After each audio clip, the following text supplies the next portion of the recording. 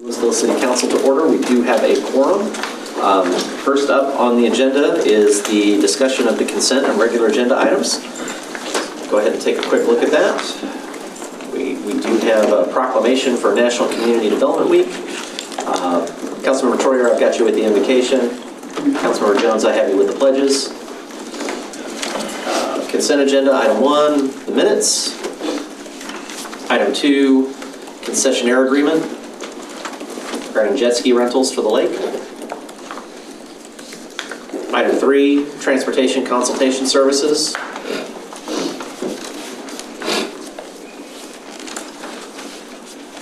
Item 4, bid award for Old Town Lewisville Gateway monuments. I have a question about this one. So this is just for one monument, right? Yes. Correct. Okay, but we are still planning to do more than just one. We're just going to do one at a time. One at a time. Yep. 3 total. As long as y'all want to go for 3 total. I think that's what you guys recommended before. And these are local, so. How long is it going to take?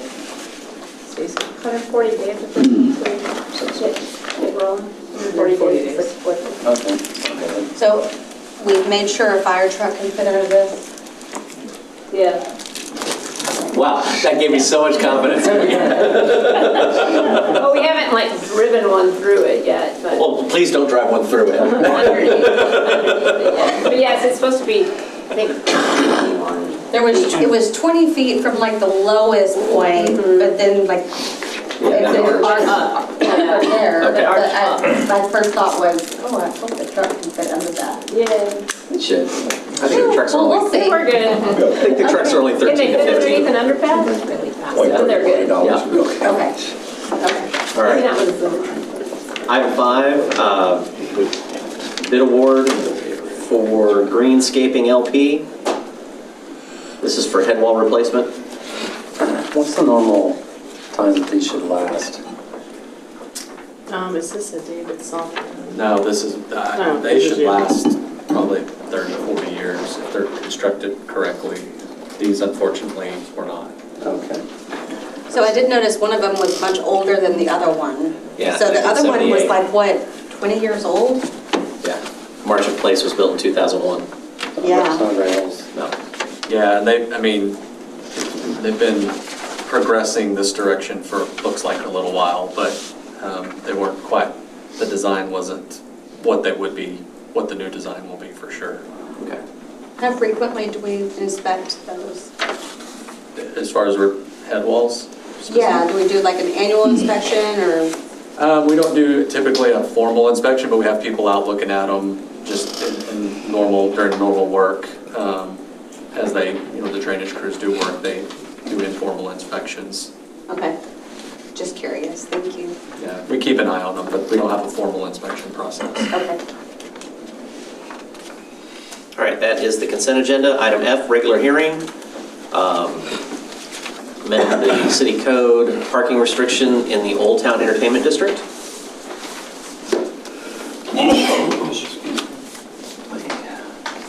Item 7, regarding records management. It's bringing our records management ordinance up to 2025 vintage versus 1990 vintage. This was one of the recommendations also in your audit. In the audit, yeah. Item 8, reappointment of the City of Lewisville's representative on the Upper Trinity Regional Water District Board. And that's Mr. Aaron Russell. I think we're okay with that, right? I hope so. Are you okay with that? I'm great with it. I mean, I've enjoyed it so far. They got a good breakfast going on, right? It's a lunch and it's great. They treat us well. And I do not have anything on the agenda to close. So, okay. Awesome. Well, with that, if there's no other questions or comments about the agenda, we'll go ahead and move on to item B, which is the short-term rental density update. And our Director of Neighborhood and Inspection Services, Mr. Chris McGinn, will present the presentation. Mayor and Council, just wanted to talk to you all a little bit about the information that we've collected from public input concerning the density of short-term rentals. So looking at our timeline here, we've had some public input hearings on short-term rental regulations. We had the council approve the ordinance in January 2024 requiring permit for short-term rentals. We had a 1-year interim prohibition on short-term rentals, and that ordinance took effect in July. We talked a little bit at council retreat about additional changes to the short-term rental regulations and additional public input, and so I'm going to talk to you this evening about the public input information that we collected with a couple of surveys and an open house. And also, since we last discussed this, we had adopted a limit on 130 active short-term rental permits. Just taking a snapshot look of current permits that we have. Last time we spoke during retreat, I believe permitted short-term rentals were 77, so now we're at 94. We had identified that there were short-term rentals that wanted a permit during the interim prohibition on short-term rentals, and so those have now gone through the permitting process, and we're looking at some 16 additional permits in progress. So eventually those will get a permit. So we're looking at 110 combined, applications and permits for short-term rentals. So looking at that threshold coming up on 130. Any that have not been permitted have gone through the notification process. Citations have been issued, and so they're working their way through court at this point in time. Hotel occupancy tax. Looking at the permitted locations and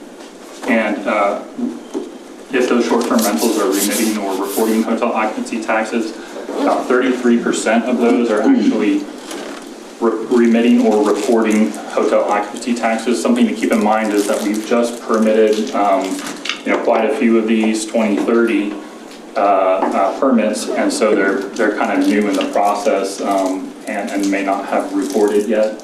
But this is something that we're looking at.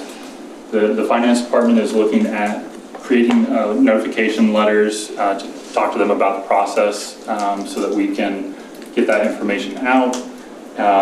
And after those letters go out, code enforcement will begin enforcement measures. And just as a reminder to council that as these come up for renewal, that they will not be, their permit won't be reissued if they're not current on either reporting or remitting those hotel occupancy taxes. So do we have any idea like how much these SDRs are being rented out? Just, do we have SDRs that are permitted that aren't actually SDRs that are operating and they're just holding a permit to keep somebody else from having one? So it takes a little bit of investigation to know, whether or not they truly have stays or not. One of the ways that we look at that is if they have comments from people that have stayed in the short-term rental, so we can deduct that they actually did have a stay.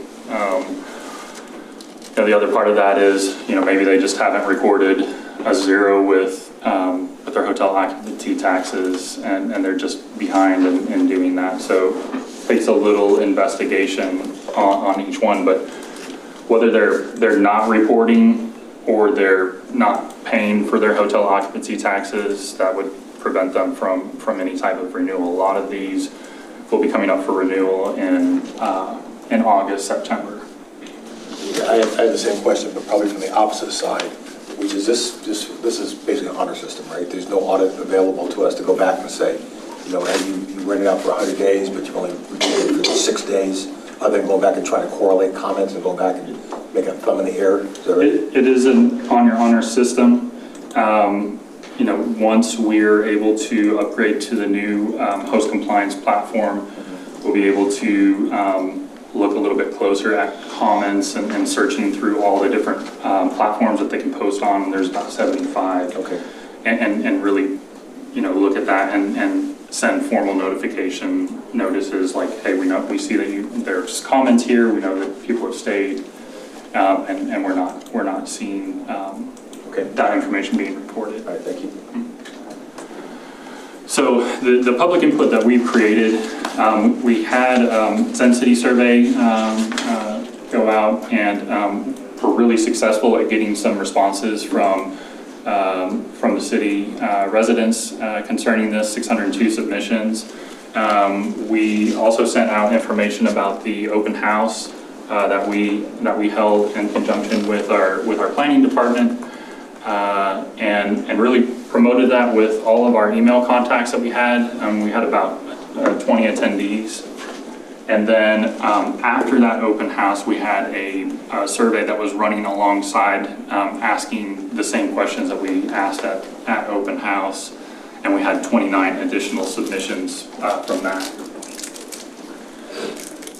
Looking at the Zen City survey information that we did in February, March, looking at what respondents either agree or strongly agree, we are seeing limiting short-term rentals to certain zoning districts that work for, Arlington's situation, but may not work for Lewisville. When we look at specific zoning districts, there currently aren't any short-term rentals in our Old Town Entertainment District. But further down, looking at, 64% of residents think that there should be minimum distance requirements between short-term rentals. 71 think that there should be some sort of limitations on density for apartments. So you have to look at multifamily zoning completely different. Most cities that are looking at that sort of thing are looking at a percentage of units within the apartment complex that would be allowed a short-term rental permit, and also setting a number of percent of short-term rentals on a street or block. So, long story short, the majority of residents think that there needs to be some density limitations in some way. The open house that we held, sending that information out, we were collecting information on if they were homeowners, if they live in Lewisville. Really speaking with the residents that came, I saw two ends of the spectrum. I saw short-term rental owners that may own multiple short-term rentals. And then I also saw folks that were, completely against short-term rentals and didn't want short-term rentals at all. And so I felt like I was speaking with, both ends of the spectrum.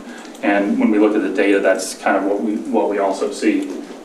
And then the survey that we were running after that open house, asking the same questions, we had that open for a week and did that outreach to that same list of contacts that we have. We also promoted this on social media multiple times to try to get the most, get the information out there so that if residents wanted to respond, they were able to do so.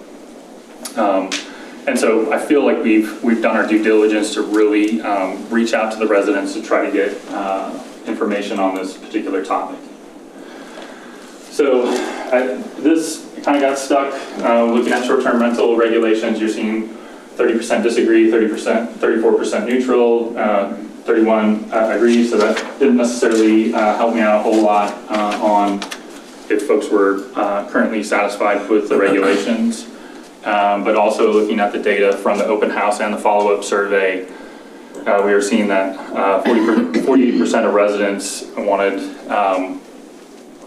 think that short-term rentals should be allowed in multifamily, but we'll talk about kind of what their thoughts are for those density restrictions. I provided council some additional information on linear distance for single-family residential and block face percentage for single-family residential, and then on the back side of that first page is the information on what cities are doing for multifamily. It's just blown up a little bit bigger so you can see it because it's kind of small on this slide. The other question that we asked was, do we think that short-term rentals, those numbers of permitted short-term rentals, keep in mind each unit corresponds with a separate permit issued, should those count towards our 130 short-term rental limit. And so 61% of the residents were thinking that. Keeping in mind that, we have about 26,000 apartment units, 5% of that could represent, 1,300 short-term rental units. So the information here kind of shows that maybe folks think that that should be included in the 130 short-term rental limit. Key results also, we found with the discussion on the block face, the information that we showed during the open house was showing 1 to 2 short-term rentals per block face. When we look at our survey cities, and we don't really have any of our survey cities utilizing the block face. I think the discussion at council retreat was maybe looking at density, where we were looking at block face and we were also looking at linear distance. But you've got Corpus Christi, Euless, San Antonio, San Marcos, where they're looking at a 1 or percentage per block face. But nothing really going on in our survey cities. The exception to that is Denton, where they're looking at linear distance of 100 feet. And so looking at linear distance, what does that look like? Our survey cities, they range from, like I said, Denton's the only one, but in Texas, looking at what those linear distances look like, it could be anywhere from 100 to 1,000. And you can kind of see that represented a little bit crudely on the maps here, but looking at that, if you think about 100 feet would be basically like the house on this side and the house on that side. If you're talking about 100 feet, 1,000 feet could, if you look at that, how big that circle is, that represents 82 acres. So, and when you look at the how many short-term rentals that would represent for Lewisville, we know that there aren't short-term. The CHMA, Castle Hills Master Association, doesn't allow short-term rentals, but somewhere in the neighborhood of under 300 for short-term rentals for the entire city. If you're looking at 1,000 feet, if you're looking at 500 feet, it could be, I think 12 or 1,300 was a number that we came up with if everything was spaced out. I don't know that I would count on the homeowners association enforcing that. That is in the rules, but we clearly already have at least 1 or 2 out there from what I can tell. Mm-hmm. So yeah. When they get enforced or not is a different story. Yeah, and the other part of that is it may be a situation where it's multifamily and we're just not able to identify the address in that particular case. The property manager doesn't have any control because they don't know who the tenant is that's basically subleasing the location. So some of those we're kind of stuck on from trying to get the notice to the right person in those particular cases. Looking at set distance requirements, so really the information from the open house and the follow-up survey, if I was to average these, it was a little bit over 500. Again, I'm getting comments from both sides of the fence. Most folks wanted low density, 100 feet, and the other half, they were wanting, 1,000 feet. So we're looking at something in the middle. It could be right around 500. But the question on reconsidering the 130 permit limit on short-term permits issued, if you're looking at the 12% or 48%, either the folks were saying that, residents were saying that the max could be lower, or no, that number should stay as is. So maybe that's something that we're coming back to and revisiting on some sort of routine basis. But, how are these density restrictions comparing, in Texas and our survey cities? And there's not really a huge consensus on, a lot of our survey cities are doing something same. Like I said, just Denton is looking at the 100 feet. When we're looking at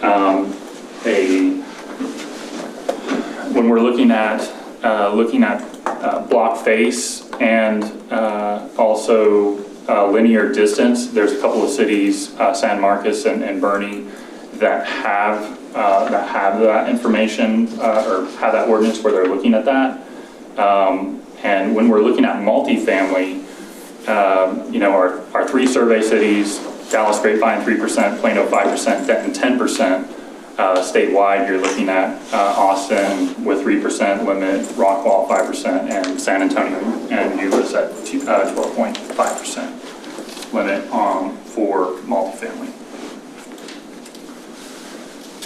So if council desires to look at density requirements, we've identified some areas of the ordinance in the Unified Development Code. And in addition to that, there's just some cleanup that needs to happen anyway. And meaning that we would need to clean up and remove the interim prohibition language that's currently in the Unified Development Code, but identifying some definitions in the UDC, adding those density requirements, and then notifying those existing short-term rentals that, hey, if these density requirements come up, that they won't necessarily have to meet those for anything that's been permitted. One of the things that we've seen since these have come through the permitting process is that we're seeing some short-term rentals in just 1 or 2 areas of the city where we might be having that clustering effect of short-term rentals, and so that's maybe not something that I've seen previous to this. And then discussion on also possible changes to Chapter 4. Something that we need to look at anyway is looking at maximum occupancy requirements and cleaning that up a little bit to not include bedrooms as dining rooms and living rooms, offices. But some looking at application and adding that density language to the application requirements, some clarifications on denial of a permit, and then again the limit on short-term rentals should we come to that. Can I ask a quick question about that exclusion? So what's the reasoning behind, I'm sure there's a great one, behind instead of saying what's excluded, just say what particularly is included? Because I hate to think of people gaming this, saying, well, you didn't say, a foyer can't be used or something like that. Yeah, so I think there's, as far as like looking at International Property Maintenance Code, it talks about rooms and being a certain square footage and having that egress, and so with that being said, we would have to allow a dining room or a living room, and so we've run into this a couple times, not often with short-term rentals, but really cleaning that up a little bit so that it provides greater clarity compared to the International Property Maintenance Code. Okay. And so some discussion points, I'm going to let Claire kind of take this, but some information that we're wanting to look at for distance requirements and for single-family residential and for multifamily, and then also discussion on the current limit. We're about 6 minutes to go, folks. Yeah, so with 6 minutes to go, I can go through all these. I don't know if you guys will get through all of these. We can come back in, Mayor, or we can put it on a future council workshop if you guys are trying to get to the vigil tonight. But that's... Council, what are your thoughts? Yeah, I would like to go to the vigil tonight. You would like to get it done tonight? No, I'd like to go to the vigil tonight. Oh, okay, so push this to another meeting? I'm okay with the time. Okay, so what I would ask then is council go ahead and capture this slide, talk to staff so we can have a good conversation about it and bring our thoughts the next time around. I do have one question. Can I ask one question? For the unit, the 130 unit limit, I thought the idea behind that was kind of a temporary, It can until be. we're able to get the It can be. density. So really, that's the question that we're asking. So one is, do you want to have a density requirement? And does the block face by itself, just the linear distance, or do both of them stacked on top of each other make sense to you? So that's one part. The next part is on the multifamily unit limitation. That's just a standalone question. Do you want multifamily to be allowed to have it? And then if you are, what percentage is that going to be included in that? And then also, do you want that to count to your STR total limit if you have a total limit? And then final is, do you want to have a total limit established? On top of that or by itself, really this is a menu of opportunities for you guys to figure out what's right for Lewisville. And so that's on the table as well. So I would say one of the things that I would want to know is if we're looking at block face limitations or distance limitations, or both of them stacked on top of each other, just to have a better idea. And I don't know how easy or hard it would be to come up with this, but what does that mean in terms of how many potential units we could have? I mean, that's... Yeah, we ran that just on the linear basis alone, and so that, what were your numbers again? It was like go ahead. Yeah, so I didn't exclude Castle Hills, so the number's going to be lower than this, but if we were looking at the 1,000 feet, it was 330, and then if we were looking at the 500 feet linear distance, if we look at what that is, and it was like 1,200 or 1,300 short-term rentals total. And that's assuming linearly that it is like you are exactly, like we've taken advantage of every single point that could be there to space them out perfectly. On the block face, I think it's going to be pretty difficult. That would be difficult to Yeah, come because up they're with. all different. Like block faces in the city can be all vastly different. Richard's like, don't make me do that. I do want to make sure that, I don't see a reason to exclude Castle Hills. I really don't. I want to make sure that we have that discussion if that's on the table. No, I don't think, I think he's just saying we're not excluding Castle Hills just because one could say, okay, well, we know that HOA, which you made the argument that there's still some that get through there, that the HOA area is not, doesn't allow it. In his calculations, he's considering all of it. But if we were going to set a maximum based on, those we wouldn't even want to put Castle Hills in there because then that would make the maximum bigger, I'm aware. right? But And so then if there's not allowed here, then there's going to be more everywhere else, right? I understand, but by way of example, I've talked to some folks in the room about this. Somebody subdivided their house, not allowed to do that by HOA, did it anyway. HOA's do nothing about it. So whether there's a rule or not, or whether or not it gets enforced, is a very different topic. Well, and I don't think distance is going to create that issue, because distance is, you can't shove more onto one side of the city because you've still got a distance buffer. Well, that's the reason to replace the unit limit with Yeah, something with a that's a buffer little instead. more. Yeah, if it was just a flat unit limit, absolutely, we'd have a chance that they could do that. So, But then okay. for the multi-family ones, I'm just curious how many multifamily complexes are actually going to allow that to happen? None so far. Yeah, right now, when we let the owners of or the management companies know that there's someone who's doing an Airbnb, they will not sign off. They're not signing off on the application, so then we tell them to stop operating and they stop operating.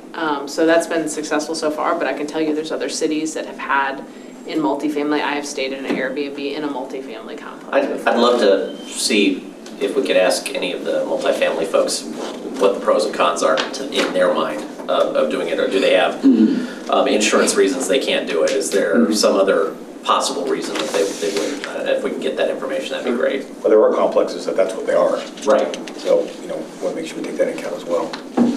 Okay. Okay.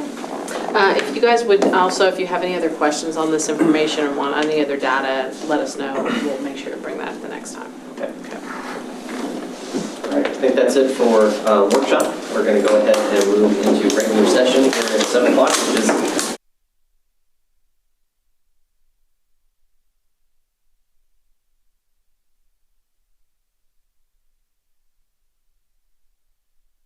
light. There we go. Good evening. We're going to call this meeting of the Lewisville City Council to order. We do have a quorum. First up on tonight's agenda is the invocation by Councilmember Bob Troyer. Please rise.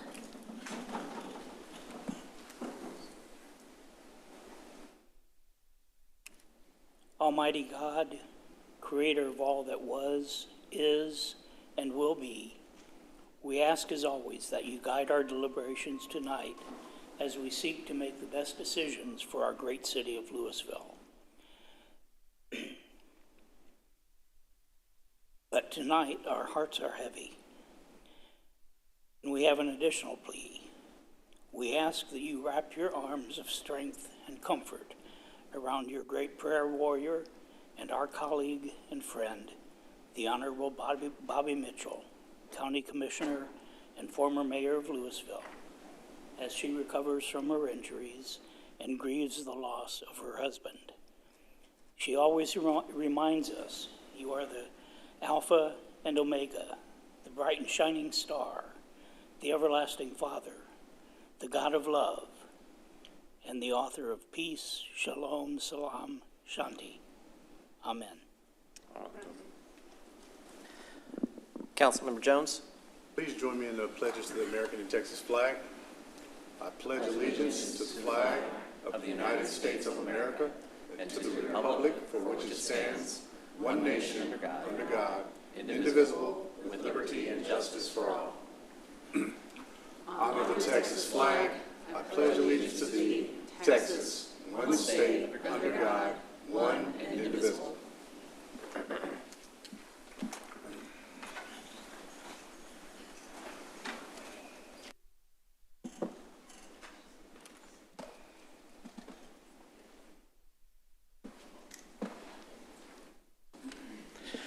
All right, we have a proclamation today for our community development team. So if we have anybody here, where are you? There we are. I saw a couple of them floating around. Folks, community development, you don't have any idea, at least I didn't, maybe y'all do, how much planning goes into a community and how we continue to adapt and change, reuse and build daily. And to actually have a group of professionals that they focus on that every day is just, it's a blessing. That we have people that care so much about the spaces that we live in that they're willing to make a career out of it, even when there is no solid ground from day to day sometimes. So whereas the week of April 21st through 25th is designated as National Community Development Week by the National Community Development Association to celebrate the Community Development Block Grant and Home programs, and whereas the CDBG program celebrates 51 years and the Home program 35 years of helping local governments by providing flexible annual funding to support housing, neighborhoods, and economic opportunities for low and moderate income communities nationwide. And whereas since 1997, the City of Lewisville has received CDBG funding and for the first time this year became a home participating jurisdiction. And whereas over the past 5 years, our community received over $5.6 million to support parks, public infrastructure, and nonprofit services. Therefore, I, T.J. Gilmore, Mayor of the City of Lewisville, and on behalf of the Lewisville City Council, do hereby proclaim the week of April 21 through 25 as National Community Development Week in Lewisville, Texas, and urge all residents to join us in recognizing the program on its 51st anniversary. This committee specifically, according to one of our previous mayors, he called it the hardest working board in the city. They were here on Saturday 2 weeks ago, all day, just to review grants and opportunities. And they have to look at this information monthly to make sure that we're reporting everything properly so that it's being spent the way it needs to be spent and it's impacting the folks that it has to impact. So I cannot thank our CDBG team. I cannot thank the staff that oversees that and makes sure that it continues to run smoothly. I can't thank you enough. You guys do wonderful and amazing work.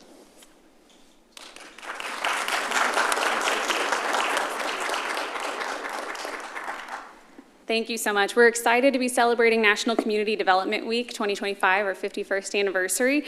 We really want to emphasize this year especially the importance of this community development funding in our community and the impact that it really has not just to the low to moderate income residents within our community, but our community as a whole. We're excited to be a first-time home participating jurisdiction this year and for the opportunity that this awards us to be able to focus on affordable housing initiatives. And in recent years, our community development block grant funds have gone towards a number of projects benefiting us citywide. including the land purchase and playground equipment for Glory Park, rehabilitation of the Salvation Army's new expanded facility, complete street redesign on Southwest Parkway to increase both pedestrian and bike access for the neighboring communities, and support for many area nonprofits, like our CDBG Advisory Committee gets to hear from regularly, to support services provided to Lewisville residents in need. So we want to take a moment this week to encourage everyone to think about the impact that this funding has in our community and advocate for the impact that it has here locally, and to take a moment to support many of our local nonprofits who are the boots on the ground doing the work right here in our own backyard. So thank you so much, and we appreciate it.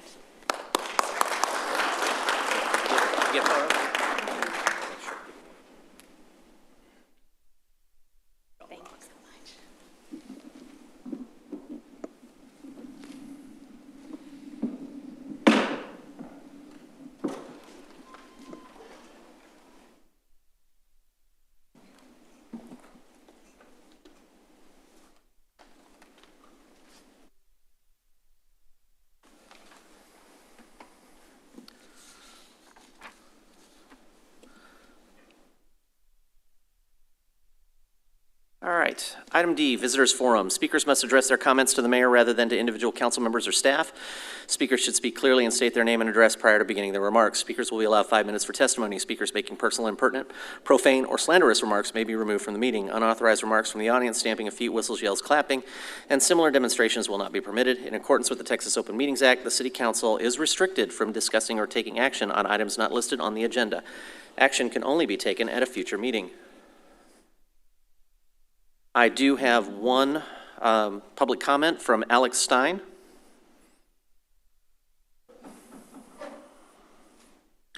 Mr. Stein, if you would state your name and address for the record, please, and you have 5 minutes. My name is Alex Stein. I live at 7509 Inwood Road in Dallas, Texas. Sorry, I can't think sometimes, Mayor. I'm just going through a lot right now, I'll be honest. And I'm happy to be here and speak with you on a one-to-one level.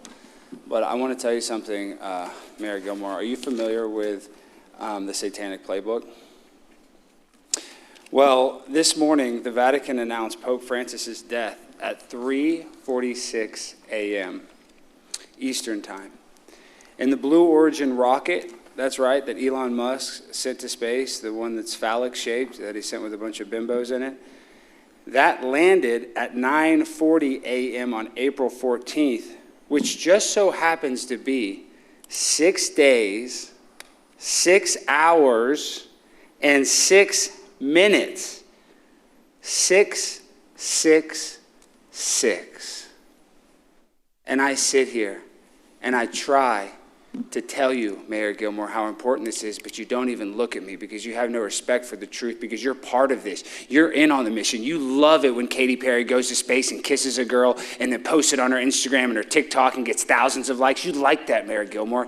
You sit there. You don't care about me, the citizen of Lewisville, sitting here. I work in this dang city. And I'm sick and tired of my taxpayer dollars being wasted to send a bunch of bimbos to space to see how their silicone breasts handle zero gravity environment. I'm done, Mayor Gilmore. I'm not going to be part of a satanic ritual of a bunch of billionaire elites trying to steal my high vibrational energy so that they can rule the world.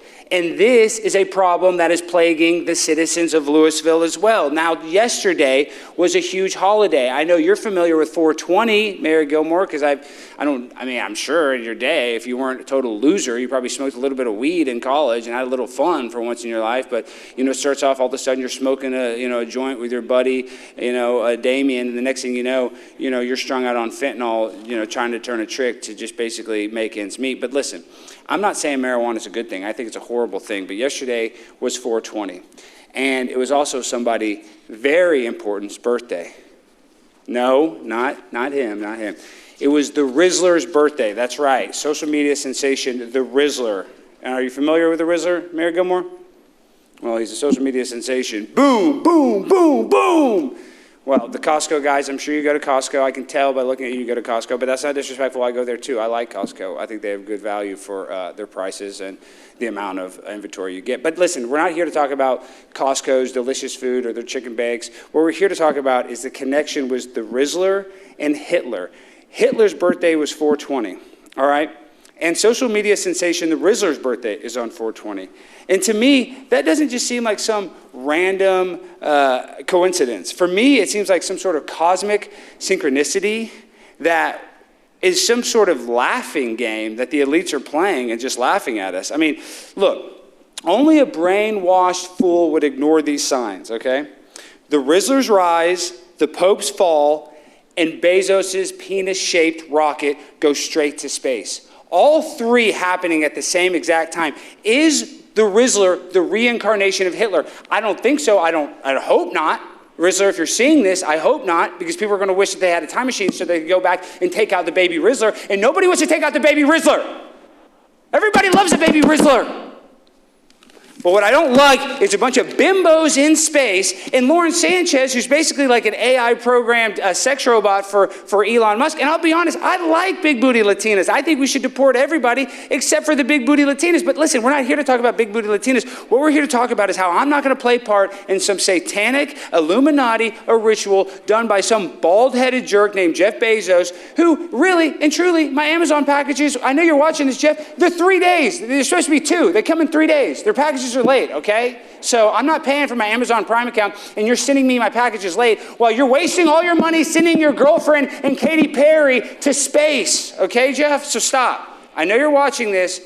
Change your strategy and quit your stupid, penile measuring contest with Elon Musk. Nobody cares. I don't care. Mayor Gilmore sure as heck doesn't care, and he's, pretty caring guy, and he doesn't give a damn. He hasn't looked up once at me because the guy is scared of me, and you should be scared of me too, Elon Musk, and Jeff Bezos, but I'm really more mad at Jeff Bezos. I kind of like Elon Musk because you can say, totally terrible stuff on Twitter and not get totally censored. But listen, no more bimbos in space. Lewisville, these patriots of this town do not deserve to be conned. Thank you very much. All right, next up we have the consent agenda. All the following items on the consent agenda are considered to be self-explanatory by the council and will be enacted with one motion. There will be no separate discussion of these items unless a council member or member of the public so requests. For a member of the public to request removal of an item, a speaker card or e-comment must be filled out and submitted to the city secretary. Council, I'll entertain a motion. Move to approve the consent agenda. Second. I have a motion and a second. Council, if you'd please vote. Motion passes.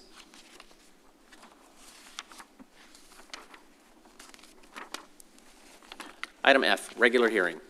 Consideration on ordinance of the Lewisville City Council amending the Lewisville City Code, Chapter 15, Section 15-137B, parking restrictions in the Old Town Entertainment District by limiting parking on the east side of South Mill Street from the intersection of Purnell Street to the intersection of Main Street to 2 hours between the hours of 8 a.m. and 5 p.m., providing for a savings clause, repealer, severability, penalty, and an effective date, and declaring an emergency. Mill Street between Purnell Street and Main Street is part of the Old Town Entertainment District, featuring active businesses and multifamily apartments. Multifamily residents and guests are parking for extended periods in the spaces along the east side of South Mill Street. The Mill Old Town multifamily development includes sufficient parking on-site in addition to adjacent on-street parking along the west side of South Mill Street for residents and guests. Staff recommends limiting parking on the east side of Mill Street to 2 hours during normal business hours that would benefit adjacent businesses and their customers, and it's recommended that the City Council approve the ordinance as set forth in the caption above. David Selman, our city engineer, is available for questions. And if there are no questions, I'll entertain a motion to approve the ordinance. Move to approve the ordinance as set forth in the caption. Second. I have a motion and a second. City Attorney?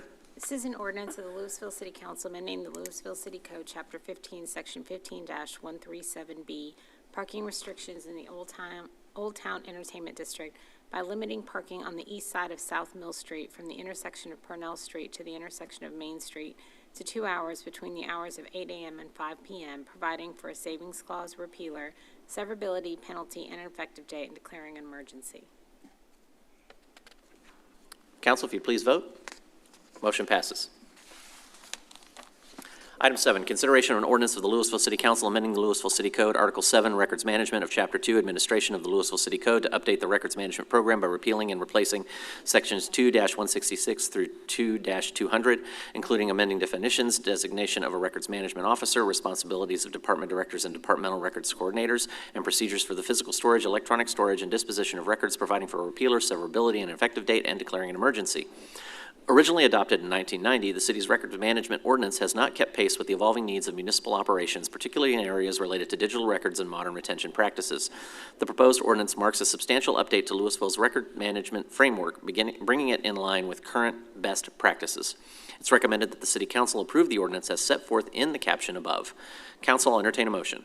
Move to approve the ordinance as set forth in the caption. Second. I have a motion and a second. City Attorney?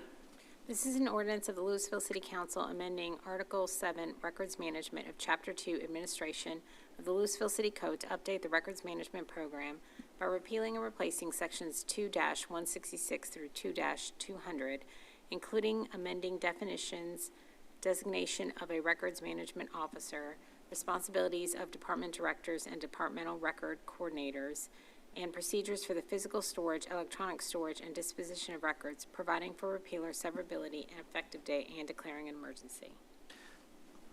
All right, Council, if you'd please vote. Motion passes unanimously. Item 8, consideration of reappointment to the City of Lewisville representative on the Upper Trinity Regional Water District Board of Directors to complete the term ending May 31st, 2029. The City Council appointed Aaron Russell, Director of Public Services, to the Board of Directors of Upper Trinity to serve the current term that ends May 31st, 2025. Aaron Russell is eligible for reappointment, and City staff recommend that he be reappointed as the city's representative. Representatives on the UTRWD Board of Directors serve a term of 4 years effective June 1, 2025 through May 31st, 2029. It's recommended that the City Council reappoint Director of Public Services Aaron Russell to serve as a board member on the UTRWD Board of Directors as set forth in the caption above. Council, I'll entertain a motion. Mayor, I move that the City Council reappoint Aaron Russell, Director of Public Services, to serve as board member on the UTRWD Board of Directors as set forth in the caption. Second. I have a motion and a second. Council, if you'd please vote. Motion passes.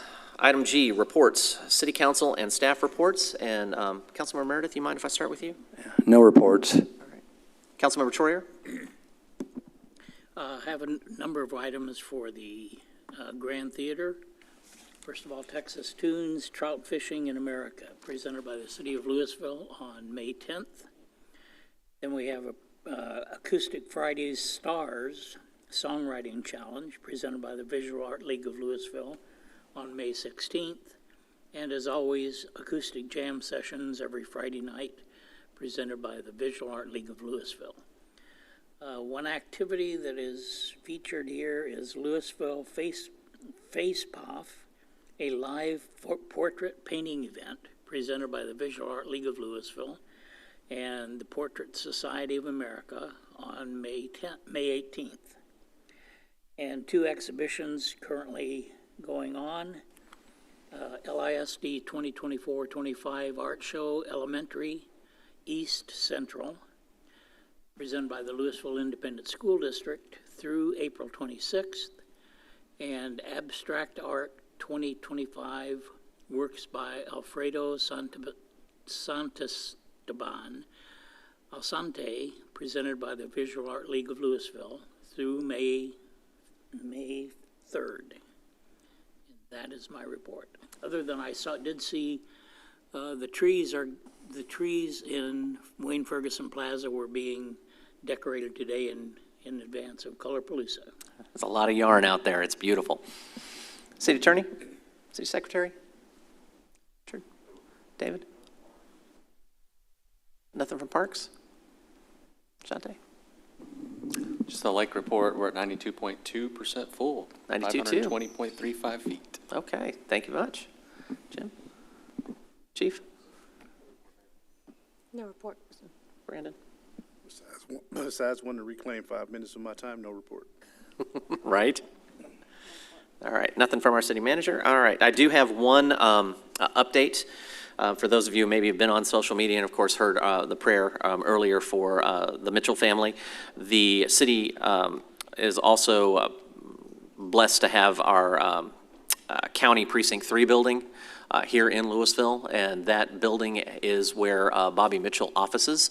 The county is providing a banner, so if you feel so moved as to provide some condolences, a note, a card, they will have a banner there that you can sign. You might want to bring your own Sharpie. I'm sure the county will have stuff there, but if you are interested, you can drive by the building. There will be a couple of police vehicles out there that should have that banner stretched out between them. So just, I haven't got a specific, it's supposed to be happening right about now.